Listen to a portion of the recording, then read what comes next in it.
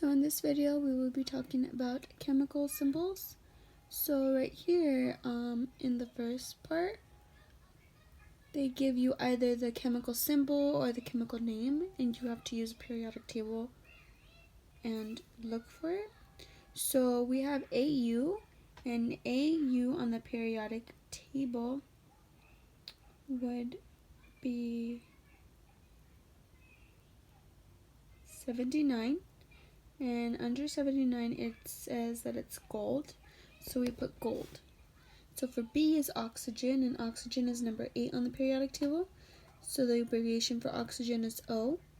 For C it says silver, and we see that silver on the periodic table is number 47, and the abbreviation for silver is AG.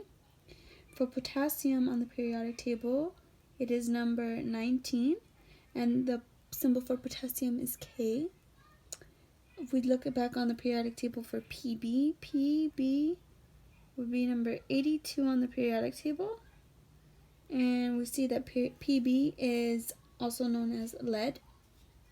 So if we move down to sodium, sodium is number 11 on the periodic table, and we know that the abbreviation for sodium is Na.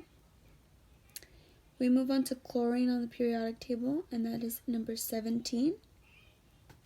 And last but not least, Sn is found on the periodic table as number 50, 50, and it says that Sn is 10.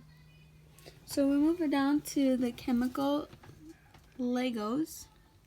All we have to do here is simply look at the abbreviation that they gave, like table salt for instance, and all we would do is find the names of the chemical symbols.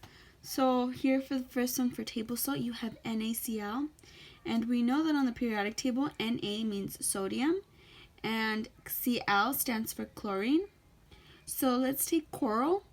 Coral has a Ca, C, and an O. So we know that Ca on the periodic table means calcium, C stands for carbon, and O stands for oxygen. We move on to Tylenol. Tylenol has a C, which stands for carbon, an H for hydrogen, an N for nitrogen, and an O for oxygen.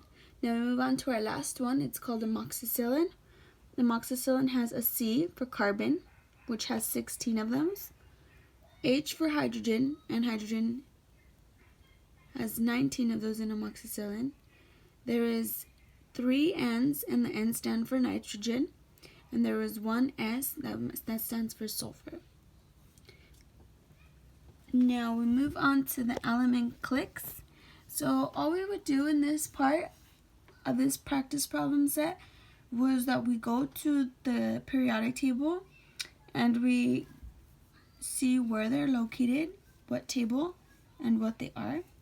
So for calcium, we go and we look at the periodic table, and we see that calcium is under group 2A.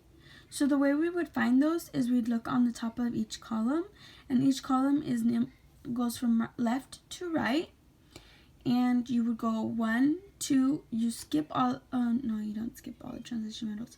You continue numbering them with the transition metals, so you go 1A, 1A, 2A, 3A,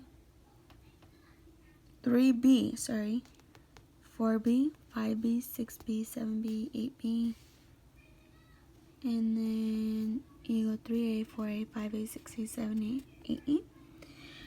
You move on to here, and we see that calcium is in group 2A, and we know that 2A is considered an alkaline earth metal.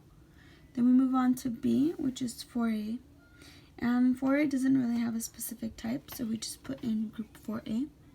We move on to C, which is zinc, and it is found in group 2B, and that is considered a transitional metal. We move on to D, which is iodine.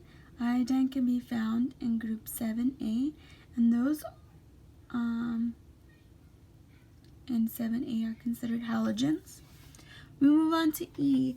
E for potassium is found in group 1A, and anything in group 1A is considered an alkali metal. Now we move on to F. F is magnesium. Magnesium can be found in group 2A, which is in the second column, and those are considered alkaline earth metals. We move on to G. G is helium. Helium is found where the noble gases are, and noble gases are found way at the end, towards your right hand side, and those are group 8A.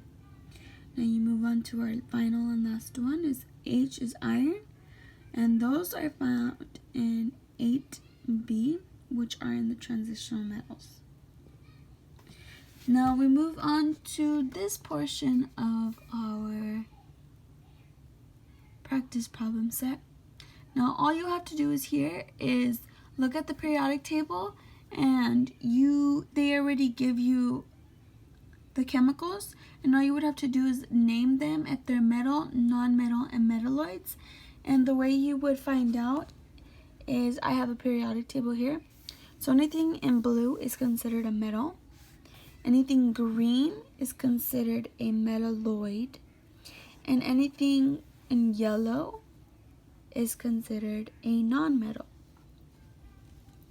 So if we go back to our practice problems, we see that we have A here for magnesium, and we know that magnesium is a metal. It's found in the second column. We move on to manganese. Manganese is Mn. That would be found in the transitional metals under 8B. You have silicon. Silicon is right at the borderline, is found in group 4A, and it's considered a metalloid. Now you have aluminum. Aluminum is found in group 3A, and those are considered a metal. Now you have phosphorus, and phosphorus is found in group 5A, and those are considered non-metals. And last but not least, you have your hydrogen that is found in group 1A, but that also is considered a non-metal. Now if we move on to our backside, right here it's just asking you to draw a rough sketch of an atom, and it's telling you to label the nucleus, electron, protons, and neutrons. So all you do is you form an atom, and you place where everything needs to be placed. And what I did was I drew a circle for the atom, and I know that my electrons are outside of the atom, and I know what makes up inside the nucleus is protons and neutrons, and protons and neutrons make up the whole atom. Now, what is an atom? So here we just had to fill in the blanks, and with this you can just refer to a periodic table. So for hydrogen, the symbol would be H. We found it, and it was number 1.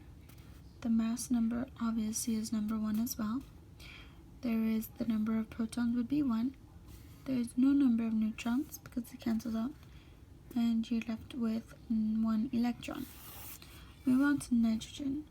Nitrogen has a symbol of N. Its atomic number is 7. Its mass number is 14. The number of protons is always your atomic number, and has the same number of neutrons and same number of electrons. And you just do so on and so forth. Now there's different ways to write your isotopes. So they're given here, they only give you the symbol for this one. So you know P stands for phosphorus on the periodic table. And you know that phosphorus is number 15 as an atomic number, but they gave you 13 as your they gave 13, and they wrote it 3 different ways. These are all considered isotopes. So if they gave you phosphorus with a number 32, you know automatically that And phosphorus, the atomic number is 15. So you would automatically put 15 down on here. So 15 is always the number of atomic numbers. So it'd be 15. So if you subtract 32 from 15, you'd get 17. And for electrons, the way you find out is electrons and protons are the same thing because they both refer to the atomic number. Now right here you have the, what is this, oxygen. You have your atomic mass on the bottom and your atomic number on the top. So if you know that your atomic number would be 8, you know that protons and electrons are the same thing. So you write 8 for both of them. And 8 minus your atomic mass would be 10. So that would give you 18, and then balance the atom out.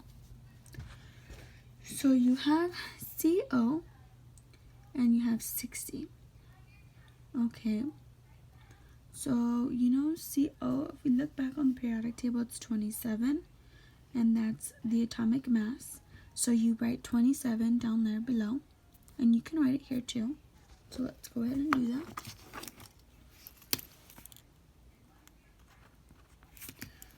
So you have 27 protons and 27 electrons, and you subtract 60 from 27 and you get 33 neutrons, and that should cancel out your atoms. Thank you for watching this video on practice problem lecture 6, and I hope to see you soon.